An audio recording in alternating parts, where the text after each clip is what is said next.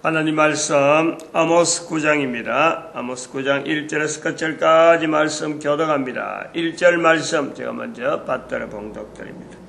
내가 보니 주께서 단 곁에 서서 이르시되 기둥머리를 쳐서 문지방이 움직이게 하며 그것으로 부서져서 무리의 머리에 떨어지게 하라. 내가 그 남은 자로 칼로 살려가리니 그 중에서 하나도 도망하지 못하며 그 중에서 하나도 피하지 못하리라. 아모스 9장입니다. 아모스 9장의 그 특별한 상황으로 인해서 이게 자꾸 이제 계속했는데 아마 오늘은 끝을 내고자 해서 정리를 하려고 해요. 9장 9절에 있는 범죄한 나라 야곱의 집, 지금 현재 2012년부터 시작되는 2012년까지를 우리가 끊고 2013년부터 그 부활통일 시대, 2012년 어쨌든 기점으로 해가지고 부활통일 시대로 들어가는 지금에는 인류의 이 구분, 범죄하는 나라로 구분되어지고 야곱의 집으로 이렇게 범죄한 나라와 야곱의 집으로 구분된다. 그러면 지금 현재 국가 단위냐? 국가 단위가 아니다. 자기 집안, 내 집안에서 벌써부터 같은 식구들끼리 마태복음 10장 36절에 있는 말씀에 자기 집안 식구가 원수란 아비와 어미를 나보다 더 귀하게 여기는 자 내게 합당치 아니하고 아들이나 딸을 내보다 더 귀하게 여기는 자 내게 합당치 아니하다. 그리고 내 십자가를 자기 십자가를 치고 나를 쫓지 아니하는 자 합당치 아니하다. 합당치 아니하는 세 가지 내용. 이것을 이걸 뛰어넘으면 그때부터 비로소 화목이라 하는, 소위 말하면 하나님과 화목이라는 이 이름의 의미를요 그때부터 나타내는 거예요. 그래서 하나님을 인정한다 하는 그 내용이 어느 정도가 돼야 되는지, 어떤 형태인지, 자기 집안 식구 자체에서 벌써 범죄하는 나라와 야곱의 집을 구분해낼 수 있을 정도로 하나님의 인정에 대해서, 하나님을 인정하는 것에 대해서요 철저해야 되는 거예요. 철저하는 쪽으로 이제는 그러한 이런 사람들 사이가 이게 구분이 된다는 거예요. 이렇게 가정에서부터 당장은 안 되더라도 차츰차츰 뭘 보고 사람이 무더기를 쭉 가는데요. 무더기 산업이 지금은 우리가 잘 알아야 되는 게 있어요. 또 이야기가 또 길어질지 모르겠는데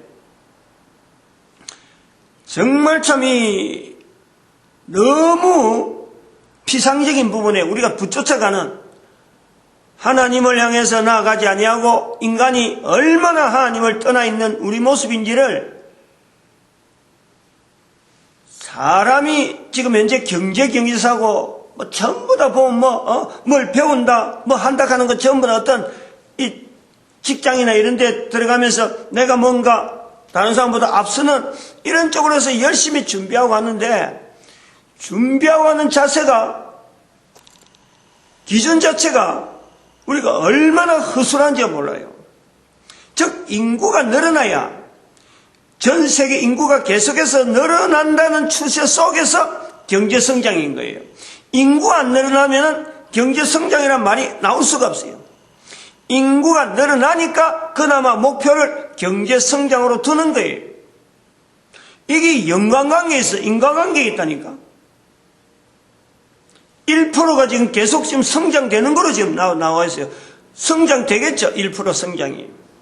왜냐하면 그거는 지금까지 쭉 끌어왔으니까, 인구 성장이 계속 해왔으니까 인구 성장은 기정사실로 보고 있는 거예요.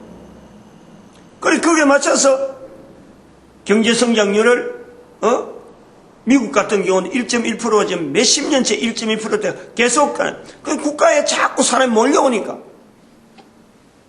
그러나 미국 경제가 어쨌어요? 지금 위일가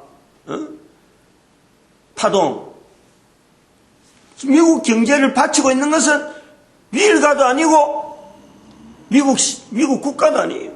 중국에서 받치고 있어요. 중국에서. 미국 국채 발행의 25%를 중국이 받치고 있다는 거예요. 중국이. 중국이 떠받들고 중국이 다 매입했다는 거 아니요. 어떤 국가적인 어떤 경쟁력, 중국에서의 경제 성장이 되려면 미국이라는 시장이 필요하니까 부득이 이걸 지금 받들고 있는 거야, 국채를. 미국 경제가 미국에서 뭐 미국에서 뭐 생산하고 하니까 되는가? 천만에. 그 돈을 중국이 떠안고 있다니까. 앞으로도 또 발행하면 또 떠안겠죠. 부득이하게 떠안겠지. 중국 자체가 이 경제 자체가 국가적으로는 경쟁하는 것 하나 실제로는 경제적으로는 서로 간에 이게 서로 맞물려 있는 거예요, 지금. 이것 전체가, 전 세계가 경제 성장이라는 토대 속에서 있는데 그 경제 성장이 결국에는 사람이 자꾸 불어나야 새로운 소비처가 생기면서 또 인력이 자꾸 보충되면서 이 경제가 활성화되는 거예요. 그런데 부활통일 시대는 2114년 되면 63억으로 떨어진단 말이에요. 왜 이런 현상이 나타나느냐? 이걸 아는 사람이 야곱의 집이라. 이걸 알고 있는 사람들이 야곱의 집에 소속해서 범죄한 나라 사람들이 죽어가는데 죽어가는 형편이 상황이 그냥 일반적으로 우리가 뭐 참 생각해서 머리로 생각해갖고 염두에 두고 이런 내용이 아니에요. 그냥 사건, 사고, 병, 질병 막 죽어가는 거예요. 집안 식구끼니까 전쟁이라 하는 이거 자체가 없더라도 국가 간의 전쟁이라 하는 자체가 없더라도 사람이 죽어가는 게 눈에 팡팡팡 보인다니까.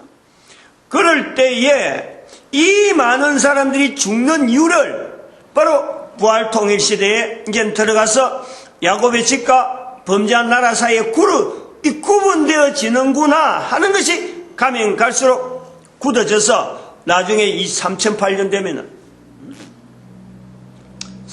되면은 완전히 인식 자체가 국가 간의 경제 뭐 살아가고 이래 하는 것 하더라도 이것 자체로 완전히 구분되어지는 전체 인류 각 나라 각국에서 경제활동하고 뭐 산업하고 하는 다 하더라도 사람 사이에서 이것 자체가 인식이 지금 아모스 9장 9절에 있는 범죄하는 나라와 야곱의 집이라 하는 이 구분 자체가 완전히 나오는 거예요. 완전히 서로 인식한다니까. 어디에 속하냐? 야곱의 집이다. 범죄한 나라에 속한다. 자기 스스로 인식하면서 돌아오지 않는 범죄한 나라에 속하는 자들. 야곱의 집에서는 두 번 다시는 범죄한 나라 사이의 이 관계가 부모, 자녀, 어떤 관계가 되더라도 이 관계를요, 자기의 소속에 대한 이 자체를 절대 버리지 않는. 물론 범죄한 나라에서는 들어올 수가 있어요. 범죄한 나라에. 그것도 1000년, 3008년까지는. 3008년까지가 아니라 사람이 살아있는 동안은 어쨌든 간에 범죄한 나라에서는 이쪽으로 돌아올 수 있지만은 이 야곱의 집에서는 범죄한 나라로는 절대 가지 않는 그 상황이 3008년 되면은 완전히 딱 세팅이 되어갖고 예수님 오실 때 되면은 그야말로 이 범죄한 나라에 있는 인간들이 다 이제 거기에 속한 사람 한 명도 없고 야곱의 집에 속한 사람은 인간으로서 남아있을 때 그때에 예수님께서 오시지 않겠느냐.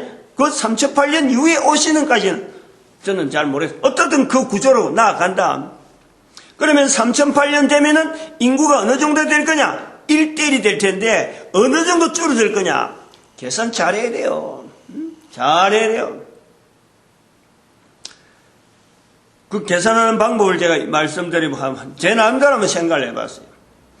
현재 70억 인구가 있는데 70억 인구에서 하나님 앞에서 이 야곱의 집에 속할 만한 사람의 수가 어느 정도 될까? 지금 현재 뭐 개신교, 기독교, 뭐 이런 천주교, 뭐 이슬람교, 유대교 이런 전부 다 종교라 하는 그 틀 자체를 빼버리고 하나님 믿는다 안 믿는다 이런 표현을 자기 표현하는 것 갖고 다 빼버리고 인간의 표현 가지고 않고 하나님께서 보실 적에 현재 이 인류 70억 중에서 하나님이 지금 현재 야곱의 집이라고 하는 이 속에서 이 무브멘트, 이 힘을 나아갈 수 있는 어떤 동력은 이스라엘 백성들 아니에요.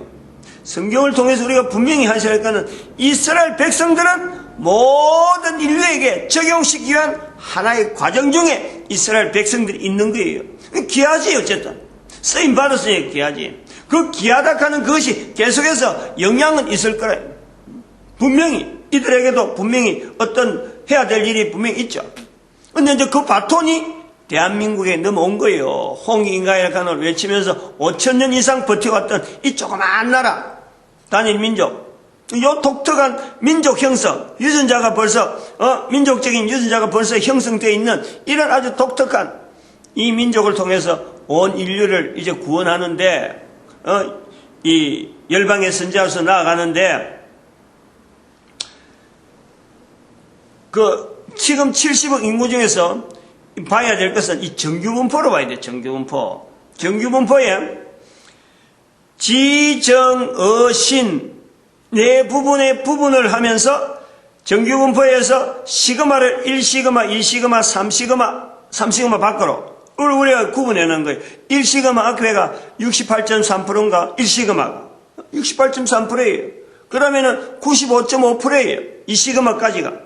그러면은 3시그마까지가 99.5%라. 99.5%. 99. 그럼 3시그마 밖에 4시그마 거기 신분야 쪽으로 우리가 이야기를 해왔는데 그 영역이요 0.5%예요. 0.5%.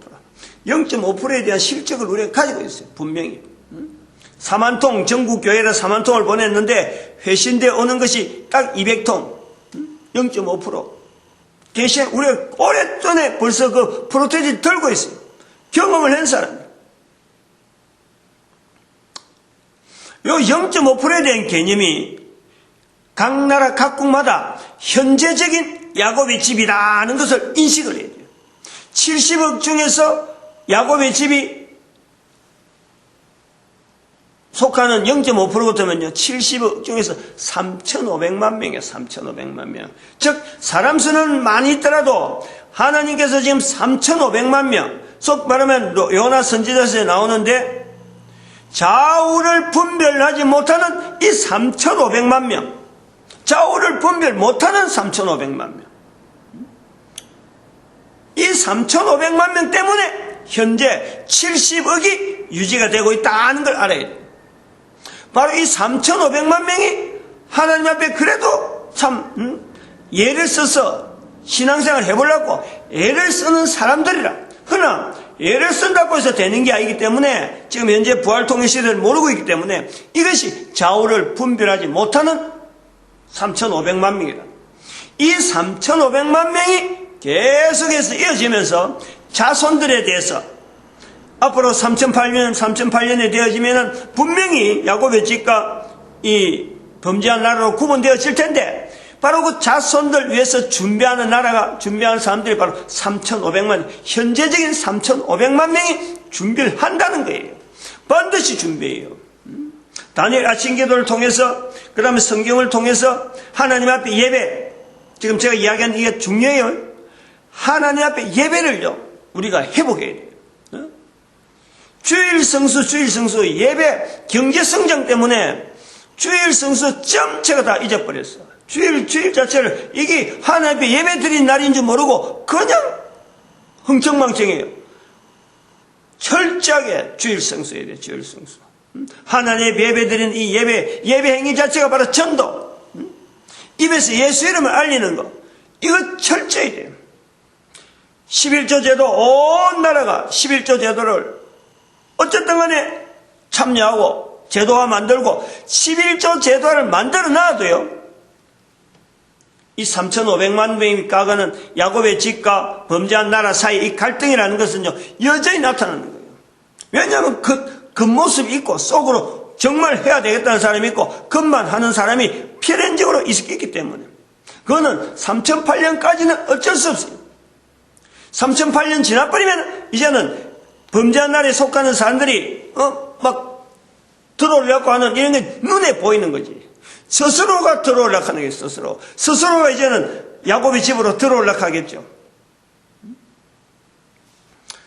완전히 구분되어진다는 거예요. 완전히 3008년 되면은 야곱의 집과 범죄한 나라가 완전히 구분되어진다. 그래 가는 과정에서 온 인류를 하나의 공동체로 생각해야지 나라 국가 단위라는 이거는 어떤 분리되어지는 각 나라 각국마다 있는 산업이면 여러 가지 유통하기 위한 이런 구조로 해야 되지.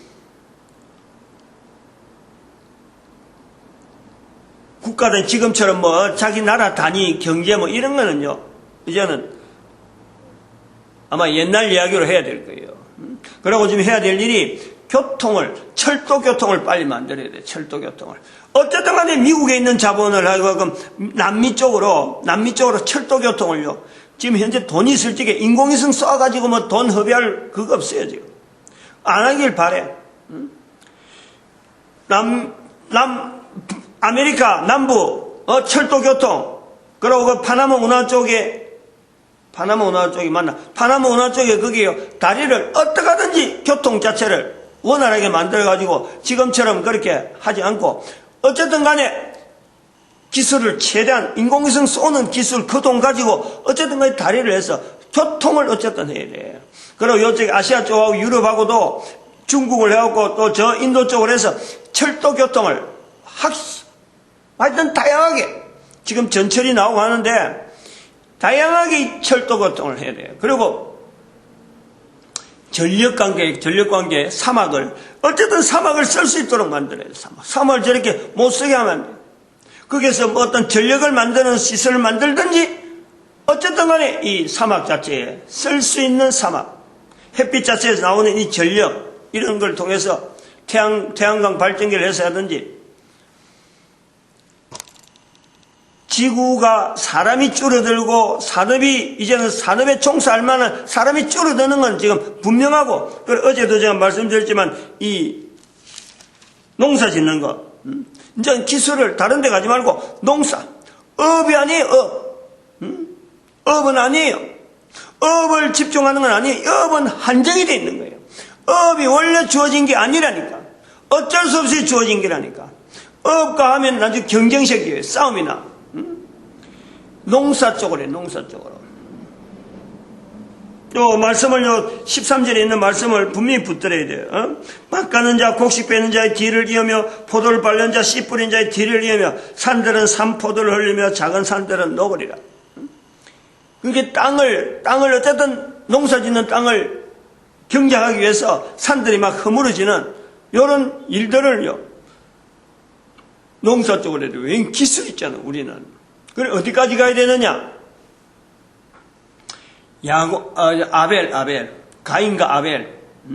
가인과 아벨의 환경까지를요, 3008년을 보는 거예요. 3008년. 가인과 아벨을 지나버리면은, 이제는 에덴 동산에 창세기 3장으로 들어가는, 휴거 2단계 들어가는 거예요. 가인과 아벨의 그 내용이 어떤 내용이냐면은, 야곱의 집과 범죄한 나라 사이의 이 갈등이라는 것은 어디서 이제 형성이 되어지냐면, 전선이 어떻게 되어지냐면은, 바로 생업에서 나오는 거예요, 생업에서. 자기 집안 식구들끼리, 그 중에서 가인이 있고 아벨이 있는 거예요. 전부 다 농사 짓는 쪽으로 기술을 여으니까, 기술자들, 이제는 농사 짓는 사람들이 속에서 지금 선점하고 있듯이, 선점하는 거예요. 가인이 농사 짓는 자로서 선점하듯이, 그럼 아벨은 생산해서 밀려나는 거예요. 구조가 그렇게 돼 갈 수밖에 없어요. 그것이 3008년 되면 나타나는 정상인지, 분명한 건 가인과 아벨이 그때서 이제 등장한다. 농사 짓는 쪽으로 전체가 다 몰리니까, 인구가 줄으니까 부득불 갈 수밖에 없어요. 부득불. 그러니까 지금 현재 있는 이 상황에서 이런 방향을 알면은 준비를 하잖아요. 준비를 해서 현재 기술력, 자본력 이 전체를요 그쪽으로 몰아야죠. 가인과 아벨을 통해서 볼 수 있는 것은 바로 가인은 아벨이 죽은 것을 압니다. 하나님께서 물어볼 때 가인은 알아요. 아벨은 이미 죽었잖아요. 거꾸로. 야곱의 집에 속한 자들은 범죄하는 나라에 속한 사람들이 죽는 것을 알아요. 왜 죽는 줄 알아요. 그래서 자꾸 이 야곱의 집으로 사람이 모이는 거예요. 거꾸로는 거꾸로. 돌아가는 게 이제 거꾸로. 분리는 되어지는데 상황 자체는 거꾸로예요. 상황이 비슷한데 우리 받아들이는 그 내용이 거꾸로라. 그래서 휴거 2단계 들어가면은 그 속에서 일하는, 그 속에 있는 사람들은 바로 모든 사람들이, 사람은 단 한 사람도 예수 그리스도 때문에, 예수 그리스도를 부인하는 사람이 있어서, 성령님을 부인하는 사람이 있어서, 하나님을 부인하는 사람이 있어서 죽는 사람은 한 명도 없다. 그때는 부활 아주 휴거 2단계 들어가면 그 상황이 되어지면서 예수님께서 빌립보서 2장 9절에서 11절 말씀을 이루는 역사가 나타난다. 아모스 9장 오랫동안 하면서 이걸 갖고 계속 붙더니 다니엘 아침 기도에 분명히 중요하고 가인 가벨 인류 공산 11조제도 다니엘 요거 다 있구나. 네, 마치겠습니다.